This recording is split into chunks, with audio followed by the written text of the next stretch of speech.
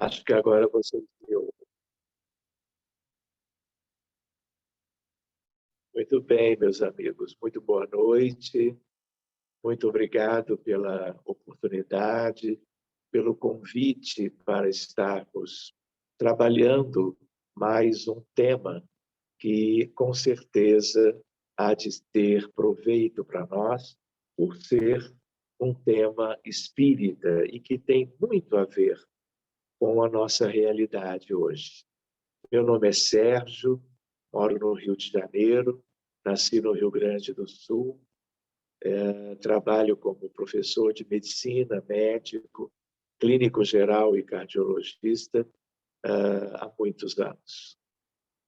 Depois, um pouco adiante, por causa das questões espirituais e mediúnicas, eu entendi que eu devia voltar para a universidade para estudar uma outra área, que é a área da física. Então, eu sou graduado em física e gosto muito de estudar, porque digo sempre, até para mim próprio, que a física é a mãe das ciências, porque tudo se relaciona com ela. Mas o nosso tema hoje, minhas irmãs, meus amigos, é um tema que tem a ver com um capítulo de um dos livros da série de Emmanuel, em que ele estuda passagens do Novo Testamento, não apenas dos evangelhos de João, de Mateus, Marcos e Lucas, mas também das epístolas de Paulo e dos outros detalhes que compõem o Novo Testamento. E justo neste item número 8 do livro Pão Nosso, de uma série muito linda que vocês conhecem, não é?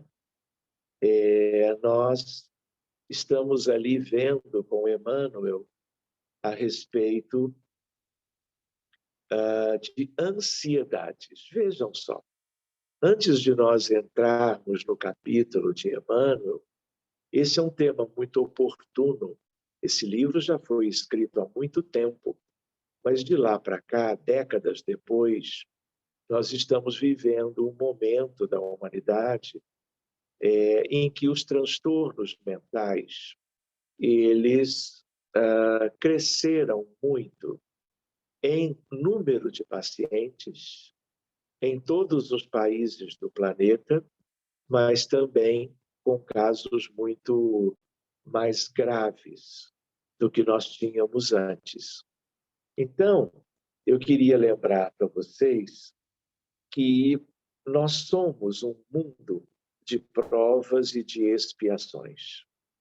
Numa ideia, numa categoria que aprendemos no livro dos Espíritos, a chamada hierarquia dos mundos, nós vamos, num sentido geral, mas não absolutamente geral, mas para mundos semelhantes à Terra, de realidade de uma etapa primitiva, depois provas e expiações, depois toda uma longa etapa de regeneração, mais adiante, mundos ditosos ou felizes e depois mundos puros. Então, essa é a hierarquia e nós estamos há muito tempo e durante muito tempo permaneceremos como, em média, um mundo de provas e expiações. Então, expiações significam sofrimento. E um dos componentes ou departamentos mais importantes que nós poderíamos vincular a uma ideia de sofrimento é exatamente a doença, a moléstia, a enfermidade. Para vocês terem uma ideia, Emmanuel, no livro Roteiro, escreve para nós, o nome do capítulo é Um Grande Educandário. Então, ele, claro, está analisando a ideia de um planeta que é uma escola primária. E é ali que nós vamos aprendendo também que a Terra tem 20 bilhões de humanos. Se hoje nós sabemos, numa contabilidade atual, que somos 7,8 bilhões de encarnados, isso significa dizer que nós também somos 12,2 bilhões de desencarnados. Ou seja, o mundo espiritual ele é mais numeroso quanto à condição humana do que o plano físico. Então, meus amigos, é uma ideia para nós de que, num primeiro contexto, a Terra é uma escola. Mas os espíritos, outros, também dizem que a Terra é como um grande hospital. Então, desculpe, o que acontece? Hospital, por quê? Eles nos dizem que espíritos que não são doentes não vêm para cá, não reencarnam aqui. Doentes seríamos, então, quase todos, por causa de todo um histórico multimilenar em que nós contrariávamos mais do que agora as leis de Deus e fomos acumulando débitos e necessidades de resgates de tudo isso. Porque ao contrairmos débitos, nós fizemos mal a outras pessoas. Então, a doença, seja ela um problema biológico, um problema do corpo humano, as doenças clínicas e cirúrgicas, sejam todo um outro universo importantíssimo na Terra hoje, que é o contexto dos transtornos mentais, na área, portanto, das enfermidades psiquiátricas. Então, é muito difícil, como vocês sabem, que nós possamos viver uma vida inteira sem uma doença, duas ou três quaisquer. De tal maneira que nós vemos o câncer, as chamadas doenças oncológicas, tumores, leucemias, linfomas. Nós temos um mundo de doenças cardiovasculares, no sentido de que a doença coronária, por exemplo, é a doença que mais mata no planeta. Há anos, eu diria, há décadas. Nós temos doenças infecciosas o tempo todo. Tivemos a peste negra na Europa, tivemos a gripe espanhola, tivemos a epidemia do ebola em países da África, temos a malária, temos o cólera, temos a tuberculose. Isso tudo está em todas as partes, em uns lugares mais do que outros. E agora, há 1 ano e meio, temos quase 5 milhões de pessoas que morreram, que desencarnaram pela pandemia, pelo novo coronavírus ou a Covid-19. Então, ao mesmo tempo, nós temos outras muitas enfermidades, muitas delas não conhecidas por vocês, porque elas são menos frequentes. A doença mental é de uma importância enorme no planeta hoje. O Brasil, vejam só, de 200 países que a Terra tem, o Brasil é onde existem o maior número de casos do mundo, por isso é o número 1, de transtornos de ansiedade, que é justo o nosso tema hoje. Primeiro, do mundo. A depressão é uma questão médica importantíssima. Problema mental, doença de saúde pública, problema no mundo inteiro. Todos os países se dedicam ao diagnóstico, ao reconhecimento e ao tratamento das doenças mentais. E a depressão é uma das mais importantes.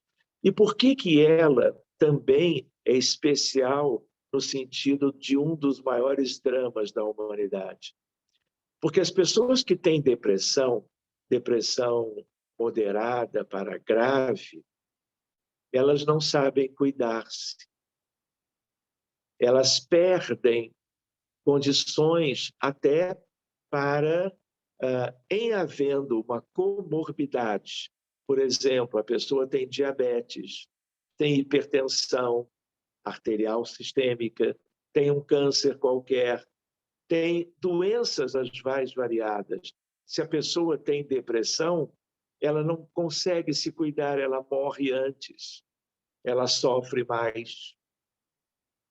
Outra ideia fundamental para se lembrar em relação à depressão é que 2/3 dos casos das pessoas que cometeram suicídio direto eram depressivas, com diagnóstico e até fazendo uso das medicações antidepressivas ou sem diagnóstico e, portanto, sem o devido tratamento. Então, se nós queremos, exatamente estamos no Setembro Amarelo, dia 10 de setembro, exatamente daqui a uma semana, é o Dia Mundial da Prevenção do Suicídio. Deveríamos tratar desse assunto o mês inteiro, o ano inteiro, porque o número de casos de suicídio no mundo é muito grande. Antes da pandemia, nós tínhamos um caso para cada 40 segundos. Hoje, possivelmente a cada 30. São milhões e milhões de casos no decorrer de um determinado intervalo de tempo. E com a pandemia, a depressão, a ansiedade e o suicídio se avolumaram muito mais.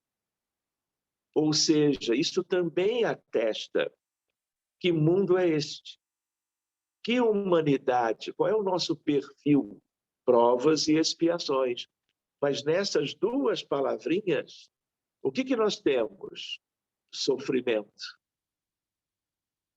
morte, diagnósticos inúmeros relacionados aos problemas espirituais da humanidade. Então, meus amigos, nós precisamos nos situar em relação a isto. A casa espírita, os espíritas, de um modo geral, têm toda uma responsabilidade de nós debatermos, estudarmos, fazermos associações entre a ciência espírita e a ciência médica. Querem ver um exemplo? A depressão, ela é considerada um problema cerebral, porque há muito tempo se descobriu que os neurotransmissores, dopamina, serotonina, adrenalina, noradrenalina, gama-aminobutírico, tudo isto está em diminuição nos neurônios. Então, quando se evidenciou isto, a indústria farmacêutica vem desenvolvendo, desde então, os antidepressivos. Então, como a medicina ainda não entrou bem nas questões de espiritualidade, ela trabalha apenas medicando para melhorar a quantidade dos neurotransmissores. E as pessoas melhoram, uns mais, outros menos. Tem pessoas usando 3, 4 tipos diferentes de remédios de ação psiquiátrica para a depressão, para outros males que nós temos em grande quantidade no mundo inteiro. Mas depressão, por exemplo, é uma doença do espírito. E no espírito deve ser tratada. Todas as doenças mentais, na verdade, elas são relacionadas às nossas almas, a transtornos que nós trazemos, a tendências a adoecermos já há muito tempo. E não é diferente nos dias atuais. Então, é importante nós considerarmos isto, porque muitas vezes o doente da depressão melhora, o doente de ansiedade, que é nosso tema, ele melhora com o ansiolítico, que é prescrito em grande quantidade no mundo inteiro. Por quê? Porque são milhões de doentes no Brasil e no mundo. Mas isso resolve a questão? A depressão, se eu retirar a medicação depois de algum tempo de medicar o meu doente, a pedido dele, a pedido de um familiar, depois de 15, 20 dias que a medicação foi eliminada, uma vez impregnada antes, tudo volta e volta pior. Porque depois de alguns anos, o que acontece? A doença progrediu na sua essência. Os transtornos da alma humana imortal, os problemas dos transtornos mentais a nível do perispírito e também a contrapartida biológica, cerebral, neuronal. Então, quando se tenta diminuir a medicação ou retirá-la, os sinais e sintomas recrudescem e voltam ainda mais intensos. Por quê? Porque a medicação cuida dos neurotransmissores enquanto ela é utilizada, mas ela não trabalha as origens. Por quê? Porque as origens de tudo isto já se tem demonstrado com muita simplicidade, por um lado, clareza ao mesmo tempo.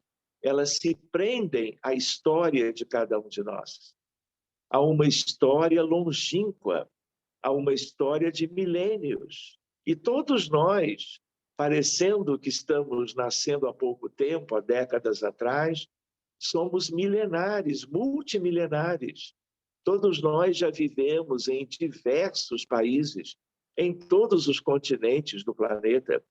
Vivemos em culturas, características completamente diferentes, porque isso faz parte da escolaridade que nós precisamos frequentar e adquirir ao longo dos milênios. Mas enquanto fazíamos estas longas jornadas, por ignorância sobre as leis de Deus, com facilidade, nós as contrariávamos. E isso foi gerando toda uma pendência, todo um desalinho moral. E todos esses erros pregressos, eles estão inscritos nas nossas memórias profundas, e tudo isto já gerou nos nossos perispíritos as consequências físicas a nível do corpo do espírito, que é o perispírito. Então, por isto que nós frequentemente reencarnamos com problemas congênitos, com problemas que vamos adquirindo depois, que vão surgindo ao longo da nossa caminhada em cada uma das nossas existências. Então, nós somos seres muito passíveis de adoecermos, incluindo e muito especialmente. E os tempos atuais nos mostram isto muito tipicamente, de transtornos ou de doenças mentais.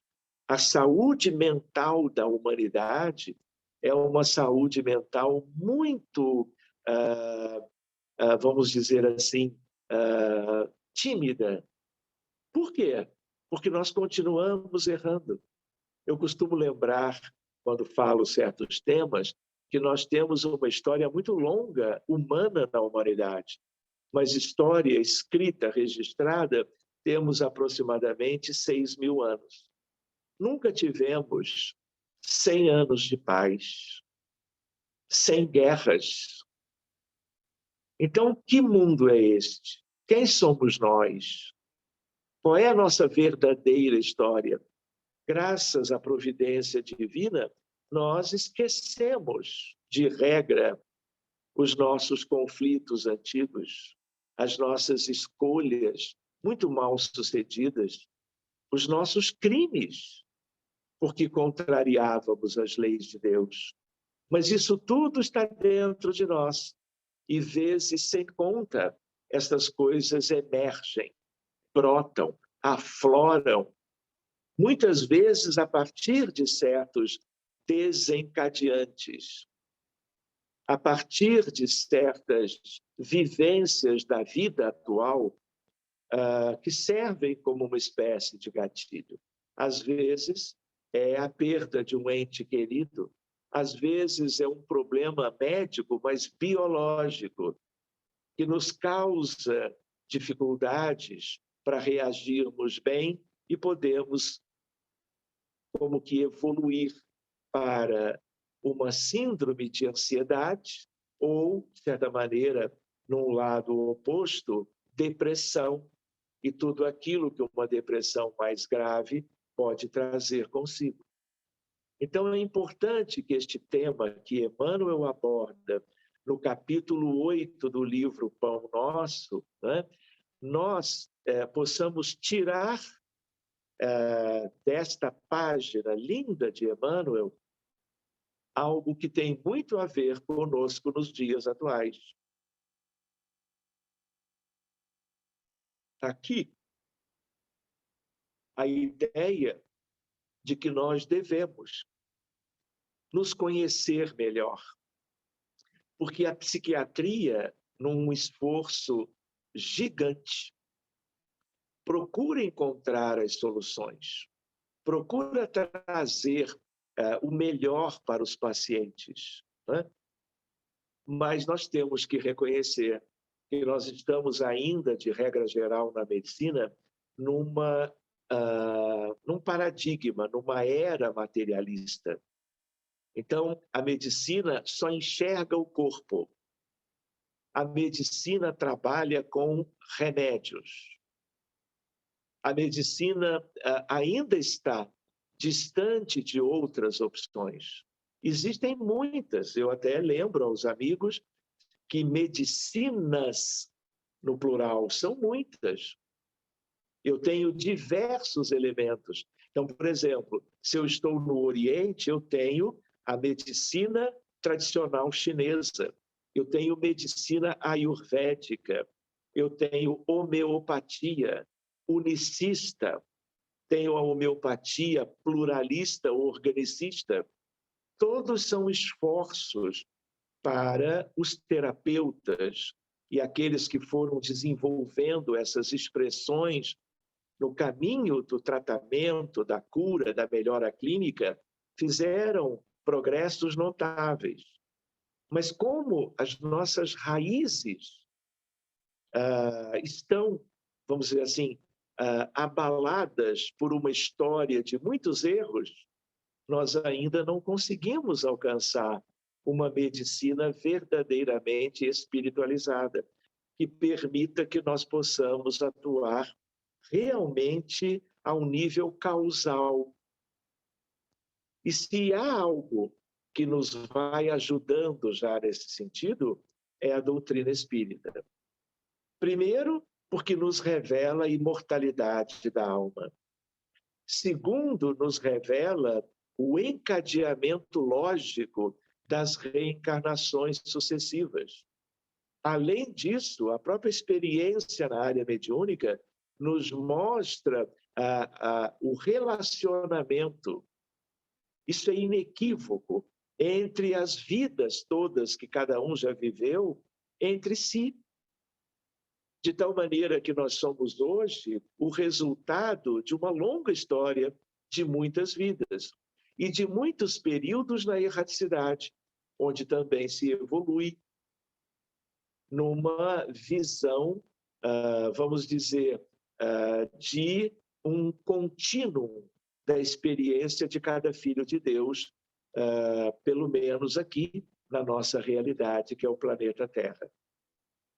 Então, se nós não trabalhamos as questões espirituais, seja com a ajuda dos mecanismos espíritas, que são trazidos de fora para nos ajudar por dentro, leia-se, reuniões mediúnicas de desobsessão. Item 2, o passe, o magnetismo, a imposição de mãos, a água fluidificada, tudo isso vem de fora. Também é uma belíssima ajuda externa, mas eu preciso lembrar o essencial: quem somos, de onde nós viemos, o que já fizemos outrora, qual é a essência do objetivo da encarnação atual e de cada encarnação. Me refiro à atual, porque nós estamos encarnados, trabalhando de novo essas questões, não é? E qual é a nossa perspectiva para o futuro? Então, a doutrina espírita nos ajuda em tudo isto, mas também nos ajuda a uma ideia de que nós temos que trabalhar as nossas questões pessoais. Tomar remédio, medicamentos alopáticos, homeopáticos, tudo isto tem o seu lado muito bom, pode suprimir sintomas, pode amenizar crises, pode permitir uma vida razoavelmente menos sintomática, com menos sintomas, portanto, dos mais variados males que a medicina estuda há tanto tempo. Mas o que é isto? Ainda é uma medicina em que nós usamos o paradigma materialista e onde, então, nela, nós não vamos às verdadeiras causas. E nós temos que lembrar que o doente não é aquilo que a ressonância nuclear magnética mostra. Muitas vezes também não é o que a tomografia, o ultrassom, o PET scan mostram como métodos lindos de imagem do corpo, porque nós, na verdade, não somos o corpo, como, aliás, a maior parte da medicina e dos médicos ainda crê. Corpo é vestimenta. Corpo é algo importantíssimo, mas é transitório, é mais ou menos descartável. Nós o tomamos por um tempo e teremos que abandoná-lo algumas décadas, em média, depois. Mas, antes de tudo, nós temos que trabalhar quem nós somos. E essas perguntas que o Espiritismo nos ajuda importantemente para que nós nos conheçamos melhor. Nós não daremos nenhum passo no sentido da verdadeira cura, ou pelo menos de um nível mais profundo de cura, porque cura é uma palavra forte, que muitos usam indevidamente. Você tirar um tumor num órgão humano qualquer, de um paciente, não é? Nós chamamos a exerese de um tumor. Na moderna oncologia, colocarmos o paciente utilizando a poliquimioterapia, radioterapia, imunoterapia, tudo isso é muito importante e ajuda muito a humanidade enferma pelos tumores de um modo geral. Mas esse ainda é um nível muito superficial de cura. É como alguém que tem uma cefaleia, são 80 causas de cefaleias nos pacientes humanos. Muitas delas são idiopáticas. Significa dizer que os médicos não descobrem as causas. Quando vamos ver, tem questões espirituais pendentes. E aí vem, vamos dizer, a melhora da cefaleia. Então, se não buscarmos algo além do que a medicina alopática convencionalmente propõe, daqui a pouco tem outro tumor em outro órgão. Daqui a mais um tempo, uma outra vida, O desalinho moral, ele se exterioriza primeiro no perispírito e depois do perispírito para o corpo físico, numa espécie de um processo de superficialização e de drenagem de algo que está enraizado no perispírito. Então, é importante que nós reflitamos um pouco sobre estas coisas, porque enquanto eu não buscar me conhecer melhor e trabalhar as minhas imperfeições, as minhas inclinações más, numa área ou outra das questões dos relacionamentos humanos, das escolhas, das atitudes, das tendências, eu não vou para frente. Eu vou sempre dependendo da ajuda externa, medicamentosa, farmacológica ou de tantos outros itens de uma terapêutica mais espiritualizada, mas tudo vindo de fora. E o essencial não é realizado. Então, eu preciso buscar esse autoconhecimento, essa autoavaliação. Não é? Ao fim de cada dia, eu analisar o que eu fiz hoje, de acordo com o Evangelho de Jesus. O que eu deixei de fazer? Quais foram as minhas motivações? Como é que eu me relacionei com o porteiro, com os colegas de trabalho, com qualquer pessoa enquanto eu estava tendo a chance no metrô, dirigindo automóvel, trabalhando em home office, convivendo dentro de casa? Como é que foi que eu lidei com as pessoas? O que eu busquei para elas e para mim naquele dia, naquela semana? Como é que eu trabalhei os meus vícios morais? Eu não estou me referindo ao alcoolismo crônico, que é um problema seríssimo no mundo, nem ao tabagismo. Eu estou me referindo às questões da indiferença, do orgulho. Eu estou me referindo ao egoísmo, à vaidade, à prepotência, à ambição. Essas coisas estão em todos. Muitas vezes de uma maneira velada, que nem eu enxergo. Vocês entendem? Elas passam desapercebidas. Então, se eu não buscar, sem falar agora em uma ajuda outra externa de um profissional na área da saúde mental, psicólogo, psiquiatra, psicoterapeuta ou psicoanalista, né, de qualquer das escolas de psicanálise, eu posso, sem essas coisas, sem esse tipo de auxílio de especialistas, tentar buscar o meu aperfeiçoamento. Mas, para isso, eu preciso me conhecer melhor. E eu preciso ter a motivação, a consciência, eu preciso entender quem que eu sou para que eu busque mudanças no sentido das virtudes, trabalhando os vícios morais e tendo como meta uma espécie de uma ascese espiritual que os virtuosos já possuem. E nós, os retardatários da evolução, ainda não temos. E como não temos, adoecemos de muitas coisas. Ansiedade, que é o nosso tema, num determinado extremo, eu diria. A depressão do outro lado. Mas, em meio a isso tudo, eu tenho uma infinidade de diagnósticos em psiquiatria. E só agora nós estamos conseguindo, timidamente, é verdade, visitarmos os congressos mundiais de psiquiatria, levando as sementes, tanto do ponto de vista da reunião mediúnica de desobsessão, da fluidoterapia para a terapêutica dos doentes mentais, mas também o Evangelho de Jesus, o culto no lar, o estudo metódico, né? Etapa por etapa, com níveis diferentes de aprofundamento, é compreensível, mas buscando conhecer o que o médico sublime nos deixou. Se nós comentávamos no início que a Terra é um grande hospital, quem é o médico dos médicos?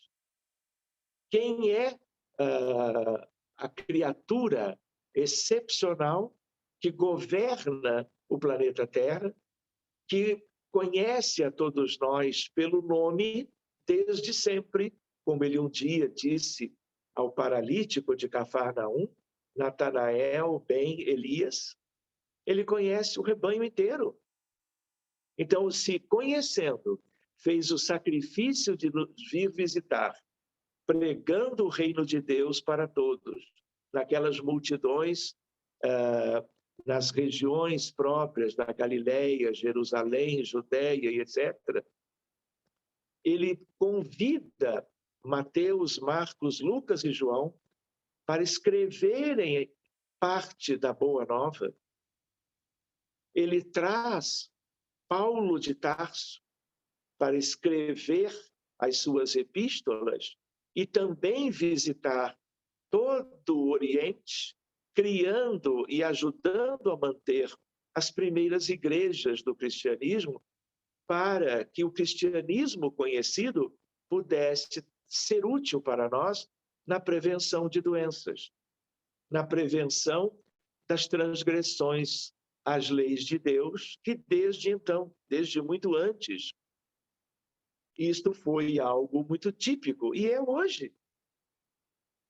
Nós não temos o Haiti, o Afeganistão, a Síria, o Iêmen, o Sudão do Sul, o Gabão, a África do Sul, a Venezuela, Cuba, Honduras e El Salvador. Nós não temos o Brasil como o país com o maior número de casos do mundo de transtornos de ansiedade. Essa é a nossa terra nos dias atuais. Quando se fala em transição planetária, nós estamos ainda muito mais como um mundo de provas e expiações, como uma humanidade que já está sobejamente com a etapa regenerativa iniciada. Então, quando nós falamos em autoconhecimento, é também nesse sentido. Há um espírito, isso tem a ver com o tema de Emmanuel, o capítulo 8 do livro Pão Nosso. Um espírito amigo, numa determinada reunião mediúnica, por assim dizer, no Grupo Ismael, que é o grupo mediúnico na sede, hoje sede centenária da FEB, Avenida Passos, número 30, na minha frente, comparece esse espírito, um amor de espírito, com um médium à minha frente, e nós trabalhamos a questão que ela trouxe, que nós já tínhamos trazido um pouquinho antes, que tem a ver com o nosso tema. Ela se dirige e diz: filho, tudo que tu fazes é de uma importância muito significativa. O que tu cuidas, o que tu estudas, aquilo a que tu te propões, disse ela. Mas ela diz assim: mas nunca te esqueças do teu primeiro amor. Quando ela nos disse isto, qualquer um que a ouvisse pensaria numa primeira namorada, num primeiro namorado, nesse sentido, mas não era isto. Quando ela nos dizia sobre o primeiro amor, é no sentido do alto amor, é no sentido de um amor que não é egoístico, não é no sentido de pensarmos apenas em nós, não faria sentido, é no sentido, ela termina dizendo: cuida de ti mesmo. E não é um cuidar das coisas visíveis, materiais, não é a alimentação, a atividade física, São outras questões, e são as questões de raiz. Isso tem a ver com o autoconhecimento, com o amor em movimento também por cada um de nós.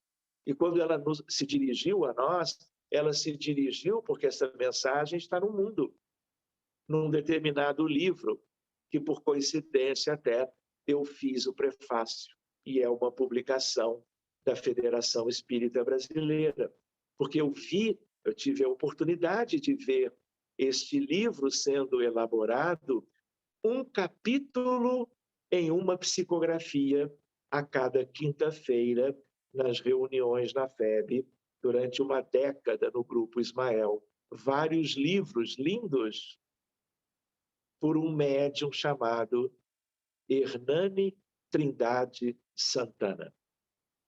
Já desencarnado, um amigo querido de anos e anos, antes, amigo de meu pai, Francisco Thyssen, foi assessor da presidência da FEB, quando o presidente era Francisco Thyssen. Enfim, a ideia desse amor, desse autocuidado, não estou me referindo a uma questão de instinto de preservação.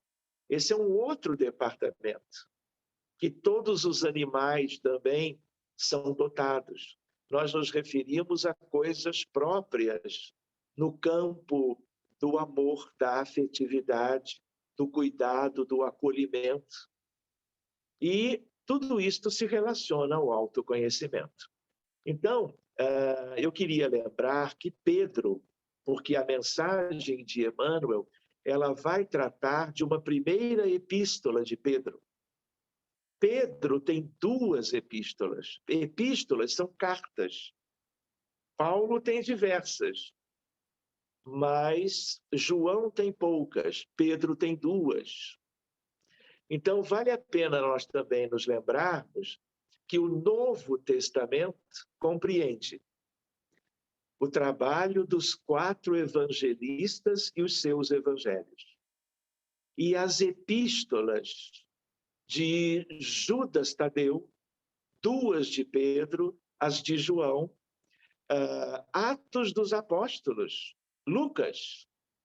Então, esse conjunto, mais o Apocalipse de João, formam o que nós chamamos de Novo Testamento. E Novo Testamento, todo ele é Jesus.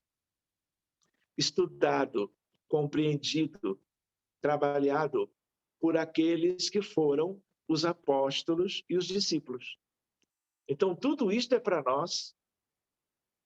Não pensemos que nós devemos estudar tão somente, tudo bem que como uma prioridade, o livro, o Evangelho segundo o Espiritismo, de Allan Kardec e dos Espíritos da Codificação.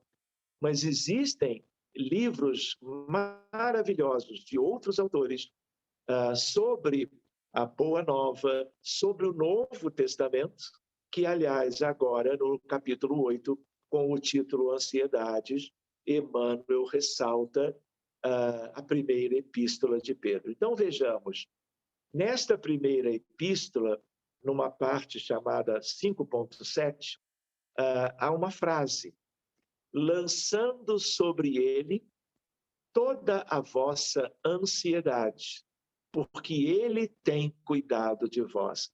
Então é interessante, nós estamos aqui há 2000 anos do que está escrito na primeira epístola, também a de Pedro. E o que acontece? Naquela altura, buscando nós nos situarmos, naquela altura nós tínhamos Roma, nós tínhamos os judeus, nós tínhamos os cristãos novos, um novo contexto da vida da humanidade, claro, a partir de Jesus. Então, o que acontece? Há uma ideia de que Nero, em Roma, tenha posto fogo e houve um incêndio de grandes proporções. E aí o que acontece? Havia uma ideia, quem causou aquele incêndio? E algumas pessoas, por causa das dificuldades de entendimento entre as partes, disseram que havia sido os cristãos, mas havia sido Nero. E aí, os cristãos que já eram perseguidos o foram em Roma ainda mais. Então, a ansiedade nas questões do Evangelho tem a ver com situações típicas de 2000 anos. Então, Pedro estava vivo. Pedro estava peregrinando, procurando levar um alento para os cristãos ameaçados de morte nos sacrifícios a que eram submetidos por causa das autoridades romanas. Então, é interessante nós voltarmos ao passado.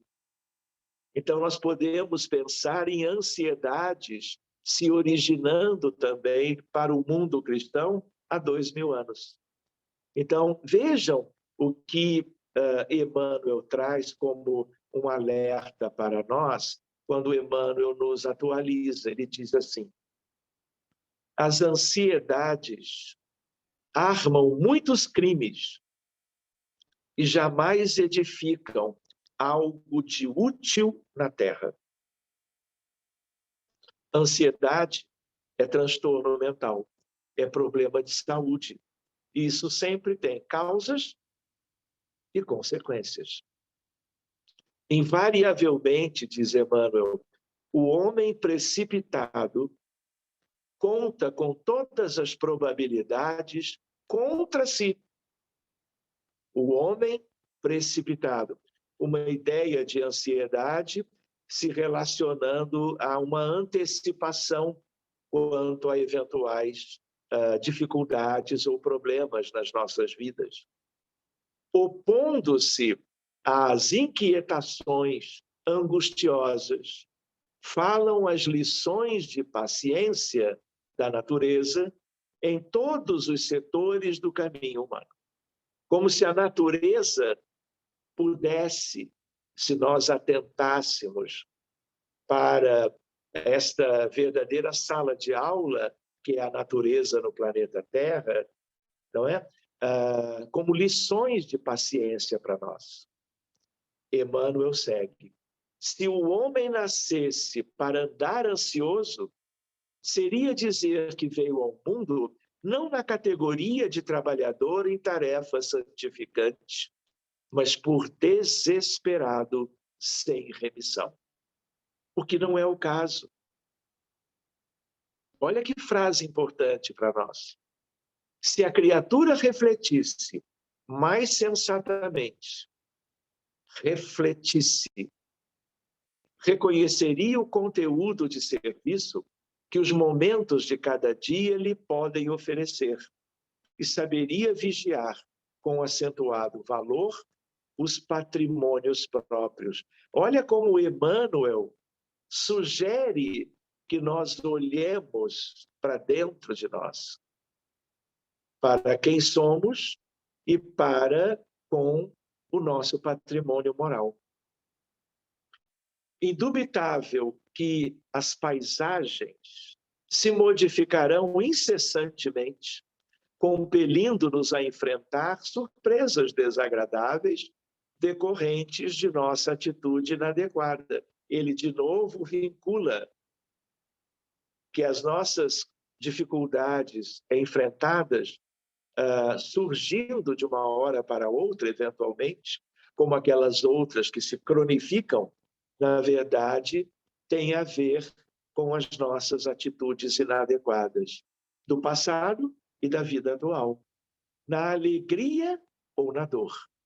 Contudo, representa em positivo da lei a nossa obrigação de prosseguir diariamente na direção do bem, no sentido de que, por mais que sejam dias difíceis, que nós procuremos no alto, nas esferas superiores, na ajuda que vem chegando à humanidade desde sempre, como também tudo que está num repositório de luz, de bênçãos, pela nossa origem divina, pelo nosso Cristo interior, a favor de cada um de nós. E sendo a favor de cada um de nós, o verdadeiro progresso gera como que benefícios para todos aqueles que compartilham conosco a experiência de qualquer dia, de qualquer encarnação, de uma jornada pessoal qualquer.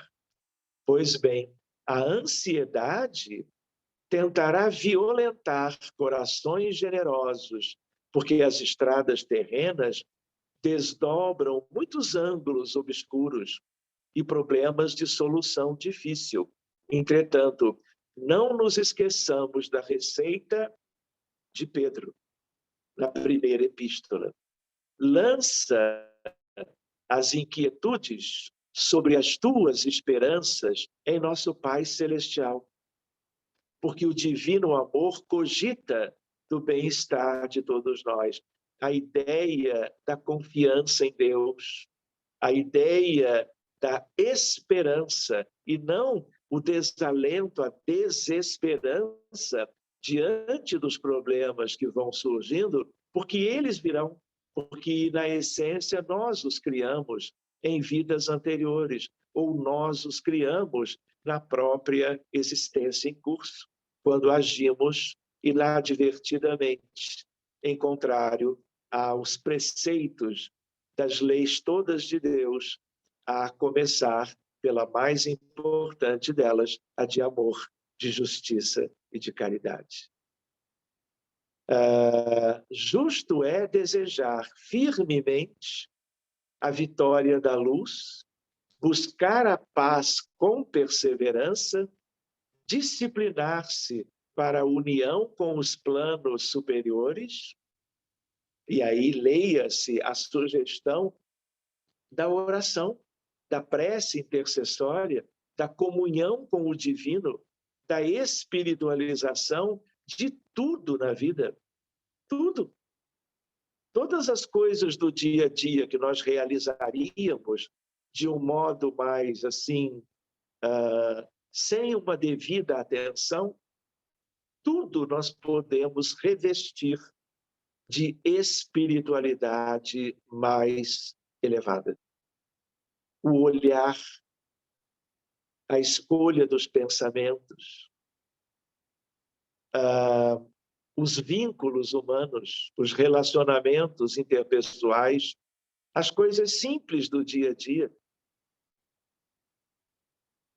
as tarefas de casa, ou a dedicação de qualquer um de nós no trabalho, seja ele qual for, tudo pode ser apenas meramente automatizado, repetitivo, mas tudo pode ser novo.